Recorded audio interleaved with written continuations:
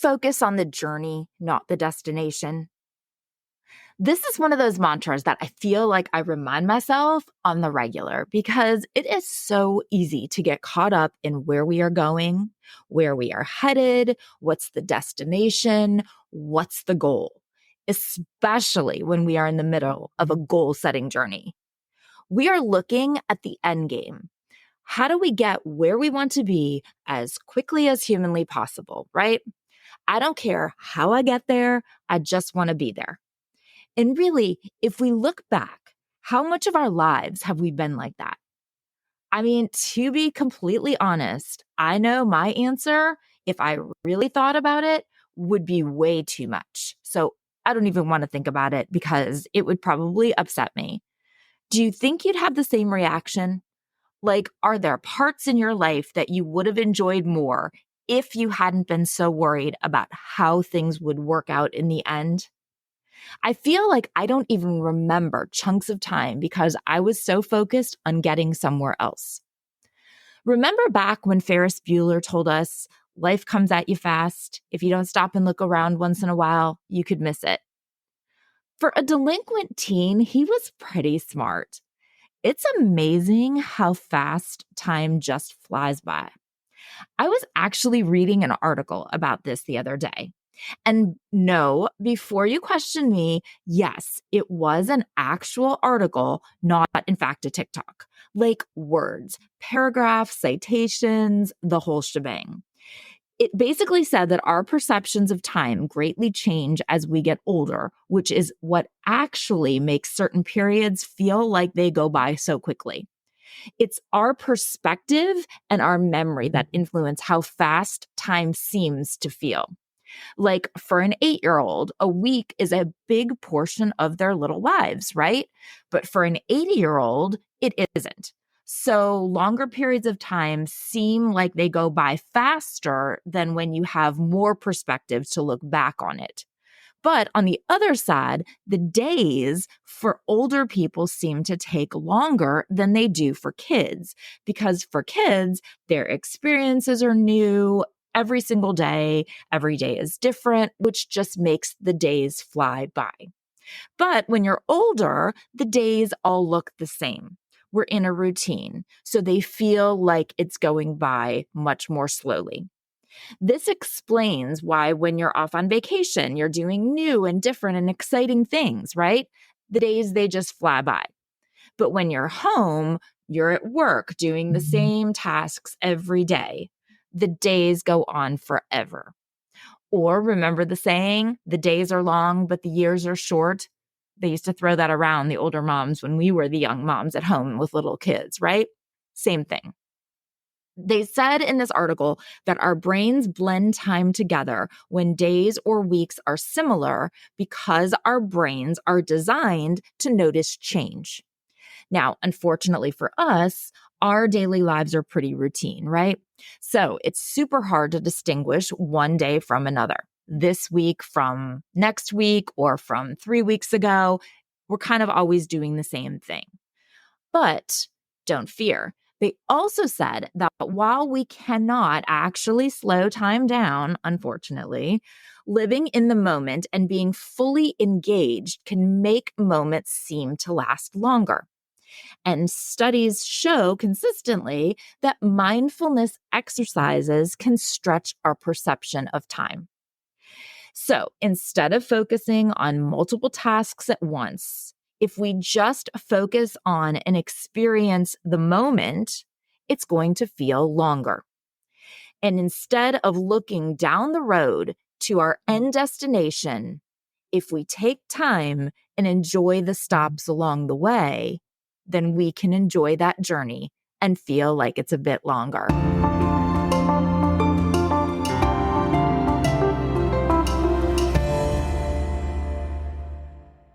Hey guys, it's Jen. This is Reframing Me, and I'm your host, Dr. Jennifer Brubaker. Yes, I know we are in the middle of our goal-setting journey this month, and if you have not yet started that with us, when you are finished here, just go back and have a listen to part 1, see what you think. I think that you will totally want to join us. We're about 4 or 5 steps into the process, so you can totally do it at your own pace, or you could probably even catch up if you want to be an overachiever. But we are going to step away from that journey for a minute and back into family communication because, y'all, I am hearing the same thing, it feels, from mom after mom. And so I totally feel like it is something that we need to have a conversation about because these poor women are about to lose their damn minds. Now, I am not immune from this. I have had this conversation already in my house. It probably would have been back maybe November, December. I'm not sure when it was, but I will tell you that just talking about it and realizing, first of all, for myself, what was going on and explaining it to those involved, I know that it has brought a good amount of peace. And talking to these other moms, I know that it's made them feel better, and hopefully it has made life in their house a little bit more peaceful. So today we're having a conversation about an epidemic that's similar to the flu. It comes around every year. Only it seems that this one only targets high school seniors. Yep, senioritis. It is real for sure. And one of the biggest symptoms of those with senioritis is soiling the nest. Ew, right? Gross. But interestingly, it's actually not just the senioritis patient who has this gross and obnoxious symptom. Nope. People around them, and really some of the people are the people who actually love them the most. They are the ones who may even be the soiling of said nest. Now, I have always been aware of the term senioritis, and you probably have heard of it too. I know I have spent the last 20 plus years teaching college students, and many of them have had cases of it. But there is so much more to this than I ever had any idea of until now when I actually myself have a senior. So I thought it was a great conversation for us to have. If you're in my position or if you know someone who is, it could help out now or just file it away because I promise you, your senior will either contract senioritis someday or someone around them will, for sure. So up until recently, I always just kind of thought senioritis was basically just being finished, being done, no interest in school anymore because you're a senior. You don't want to go to class anymore. You feel like you've outgrown your surroundings and you're ready to move on. You don't have any fucks left to give about school, basically. So you're just going through the motions. Well, second semester of senior year, so like literally right now for those of us with seniors, is when you'd feel it. We all have a limit on how much effort and energy we can put into something. And for high school students, they pretty much reach that limit during their senior year. Yes, at its most basic, old school face value level, it is kind of like that. But what I didn't know was that there is so much more to it than that. And it's really changed a lot over the years.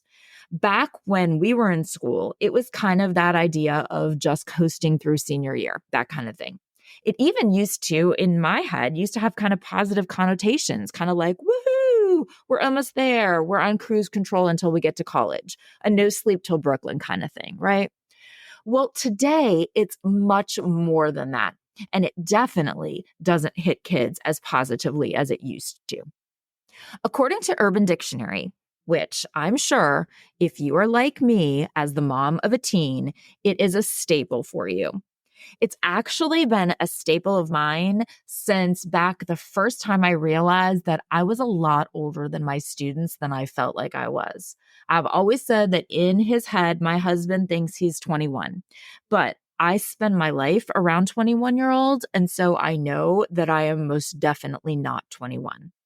But I remember that the very first thing I looked up, the first time I even knew that Urban Dictionary existed, it was probably about, I'd say 2007, when my students were too embarrassed to tell me what Soulja Boy meant when he said he was going to Superman that hoe.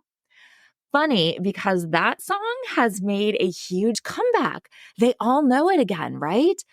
We were at a cheer competition a couple of months ago, and there were hundreds of cheerleaders singing it and dancing to it. They knew every word. And now I think that y'all realize by now, I am certainly not one to clutch my pearls.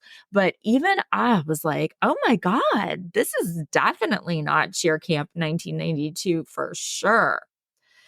Anyway, all right, I digress. According to Urban Dictionary, senioritis is a disease affecting mostly high school seniors, and symptoms include laziness, lack of motivation, excessive absences, putting off assignments until the very last minute, feeling hopeless, thoughts of giving up, feelings of not caring if you graduate or not. Quote, stress, a lot of stress, more stress, constantly feeling tired, being irritable about everything, pulling away from people, a feeling of panic. Wow, right?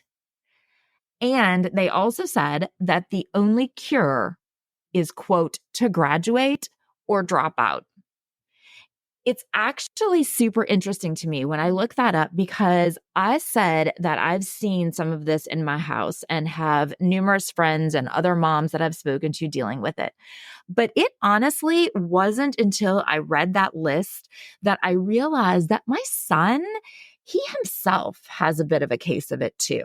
I know definitely a good amount of his friends do, but he himself has a case of it. I think that some of the symptoms that I have kind of been attributing to the end of his football career, just like we talked about with our Game Over episode a couple of months ago. He seemed super kind of directionless, very tired, like so much napping. I mean, for a child who never ever napped, even as a newborn or a toddler or even as a teenager, until literally this semester, he naps all the time. He seemed a bit lost, like a lot of this kind of, what am I supposed to be doing with myself?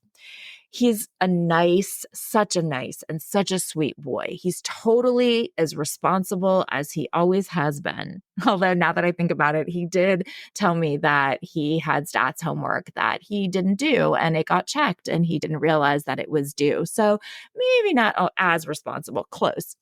But I never realized that not only may it be that end of football, but there's an awful lot of overlap with the symptoms of senioritis too. So is this even real, right? I mean, it kind of sounds like it's made up. Senioritis? Well, 100%. It is real. So why? Why does this happen? Well, at this point in the school year, most high school seniors, they have a rough idea of what the plan is next year. They may not know the specifics yet. Like, I know he doesn't know where he's going for sure, but they do have a rough plan at least. Most college-bound seniors have learned where they have been accepted to, or at least they've gotten their applications in, so they know that it's just out there, it's in God's hands now. A good amount of the pressure that they have felt over the last 4 years is now off. So they may be celebrating their acceptances, or they may be coping with their rejections. They may have already made their decision, or they may still be thinking among their options.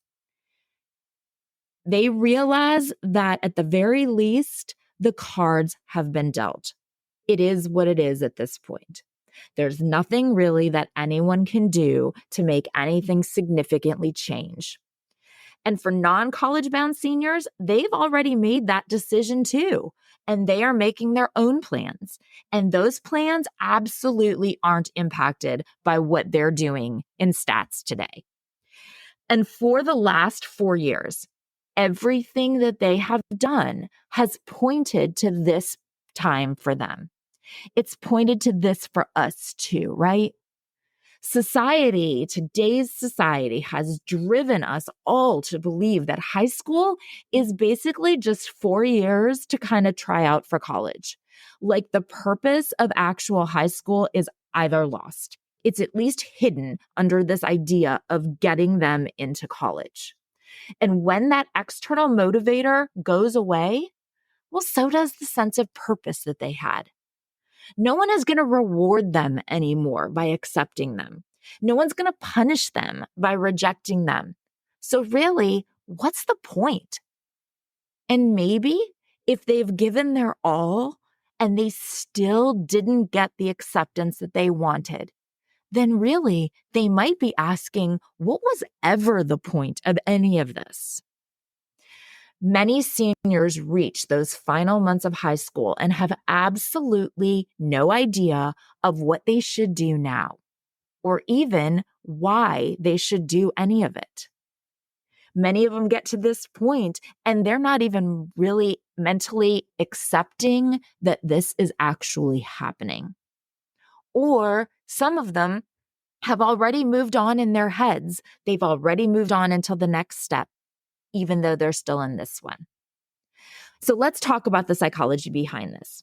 You may be familiar with the terms internal and external locus of control.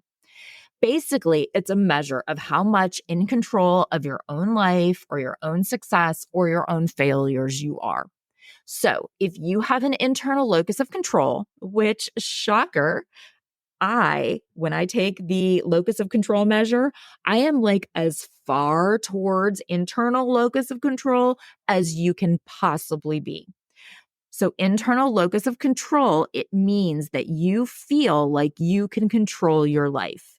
You can control your decisions, your future. So yeah, that is why it's a total shocker to hear me say that that's me, right? But anyway, then an external locus of control means that they feel that other people or processes or higher powers or whatever, something beyond them is in control over what happens. They don't control it. And nothing makes teens feel less in control than the college admissions process, right? They may try to control it for years. They may research and ask teachers and ask counselors and ask us. And we may research and ask others too. We all are trying to figure out what matters. What do they need to do to get into college or to get into the college of their choice? If high school is that 4-year college audition, like we said, that society has made it, then clearly this is the direction that everything has pushed them until this point, right? I mean, we don't even ask them. How often are they asked what matters to them? It's what gets them to where they need to be. So for kids who have been trying to control their future, having it completely out of their hands like this is incredibly disconcerting. Now, cognitive dissonance is a psychological theory that looks at the discomfort that we feel when our attitudes and our behaviors don't line up.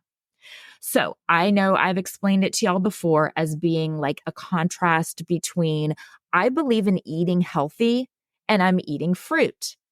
Great. My attitudes and my behaviors, they go together. They have consonants. So I'm all good.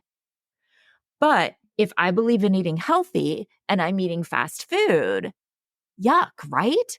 You feel icky about yourself because you are a person who believes in eating healthy and now you're rolling through the drive-thru at Taco Bell. This is not who I am. That's a feeling of dissonance. So you try to get yourself back into a state of consonance through saying things like, oh, I never get fast food. I deserve a treat. Or I worked out today. I can have this. Or you negotiate, like, I'll run an extra mile tomorrow because of this. Whatever you can do to put yourself back into that feeling of alignment, you do it. The psychological processing of this malalignment. So these kids who believe that they are hard workers and that they control their own futures and they have looked to the experts and done what they are supposed to do, they've been responsible for them to see what happens now being completely beyond their control. You can imagine this current situation feels quite the opposite of that, right?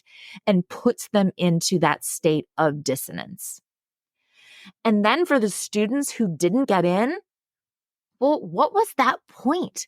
What was the point of any of it? It's what they're feeling. It's not fairs, or it's all been a waste, or all of the shouldas. I should have taken easier classes. I should have taken harder classes. I should have taken more AP classes, or I shouldn't have played sports, or I should have been in more activities. It's an endless list of shouldas. If you are a person with an internal locus of control, then you know that shoulda trap really well. I know that I fall into it way too regularly. And parents we're often beating ourselves up over it too.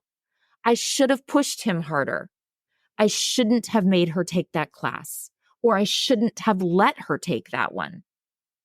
I know how important grades are. Why didn't I stay on him more? Or I knew better and I let it slip through the cracks. Again, we are feeling the blame for not being able to control the situation better.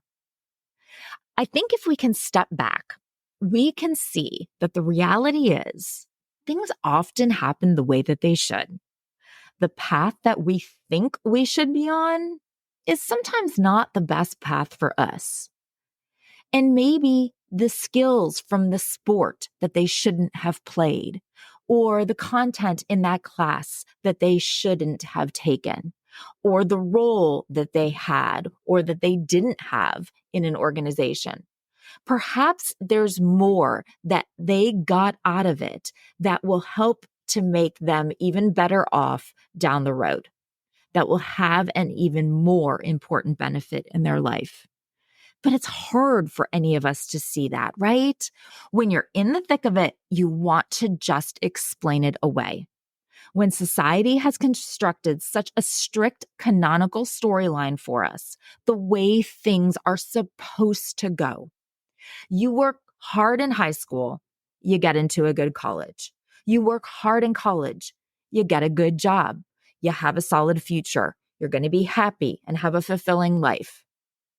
But really, if a fulfilling life and happiness are the actual outcomes that you want, then you really should be concerned about being happy and fulfilled along the way too, right? But we all know that everyone is always so focused on the destination that they miss out on the journey. Another facet of cognitive dissonance is involved with making decisions. And boy, do these kids have some big decisions to make. I mean, by far, this is the biggest decision that they've ever had to make, to go to college or to not. And then which college to go to. Where do they want to live? What do they want to study? Are they even ready to be away from home? To be away from the people and the place and the everything that they know and love. And when they do make their decision, both options, they had to be equally appealing, right? But now, well, they all of a sudden, they're overly justifying their decision. Maybe they're even looking down on the other option that had just recently been a top choice for them. Well, cognitive dissonance, they need to justify their decision to themselves. They need to really prove that they made the right one. So it may be that their reaction now is quite over the top. They're trying to make themselves feel better. Similarly, I had a conversation with a friend the other day, and she said that her son had gone out of town for a couple of days with friends. And she made a concerted effort not to be the one to text him. And he texted her pictures and messages and constantly throughout the weekend that he was away. And when he came home, he told her in a very not nice way, he told her that he didn't even miss her at all. It wasn't hard to be away from her at all. And of course, she bit her tongue and she couldn't help but think, the text messages and the pictures that you constantly sent me all weekend, well, that says otherwise, right? But what's he trying to do? He's trying to justify it to himself. He's trying to prove it to himself that he's going to be okay on his own because he's not quite so sure he will be. It's such a weird time for them. It's like they're still in the same place and with the same people and in the same activities that they've been doing for years. But nothing has changed there. And yet everything has changed because their motivations for doing things and the pressures that they have felt and the pressures that they feel now, they're all different. The rules for everything that they're doing are just different. So what should they do? What should we do? How can we help them survive these last few months before college? Maybe even, dare I say, make the most of it? Well, this can actually be a good thing, a bit of downtime for them, some time to recharge. Absolutely, 100%, especially if they have been going as hard as I know these kids have been for the last 3.5 years. But it's also a good time to actually answer that question that sometimes gets lost in all of this. All of the focus has been on the destination and not necessarily on the journey. We haven't asked them what matters to them. This is a great opportunity for them to do something that they enjoy, especially if it's something that they didn't have the time for before because it was, quote, unimportant for college admissions, right? Maybe it's a hobby that they've always wanted to try or something that they've always wanted to accomplish. Oh my God, it makes me think about the random time when my son asked for a keyboard for his birthday because he wanted to learn to play Still Dre on it. Well, he did. He learned it. And then he literally never touched it again. Like, never. He even said, well, I only wanted it to learn Still Dre. I guess I hadn't taken him quite so literally, or I wouldn't have made the purchase. Perhaps I should go find that and pull it out from the garage. Maybe there's another song or two he can work on in this downtime. They can use this time to be productive in an area that maybe they're thinking about, or maybe it relates in some way to what they want to study in college. I know a girl who is going to study marine bio, and she's getting her scuba license. Someone who will be going pre-med and getting trained as an EMT. I have a friend whose son is going to be a business major and he's getting his real estate license. My son is going to major in business and entrepreneurship and he's studying for his general contractor's license. These are things to give them a purpose, as well as they're going to get a bit of a taste of what's out there in the real world. Maybe they can use this time to practice for being on their own, for being an adult. Let them learn about finances and budgeting, or learn about the stock market and investing. Learn to cook or to maintain their vehicle. Maybe there are new skills that they could use at this time to pick up. It's a great time for a job. They can make some money to help out next year. And they can also have a purpose to get through this one. So, this second semester of senior year, it is a journey for sure. One of the byproducts of this lovely experience is even more fun: soiling the nest. I am going to warn you that I really hate that term. It's gross. And I have mentioned that I am not even a fan of the term empty nest, like at all. I really dislike it, and I think it's time for a rebrand. But anyway, I guess that's where the nest comes from, and what some of our teens are doing is soiling it. So soiling the nest is really, it's a psychological measure of protection. The teens, they're difficult. They have angry outbursts, they're short-tempered, they're mean, they lash out. They basically make it miserable to be around them. And that's fine because they just like everything about you and about being with you and in this house and with this life. It gets everyone to the point of saying, good riddance, peace out. The kids, they are pretty much running off to college because they can't get away fast enough. And the parents are happy to let them go, saying, don't let the door hitch on the way out. You come out of it like, wow, that wasn't so bad. It makes the separation a whole lot easier when you both can't wait to get away from each other, right?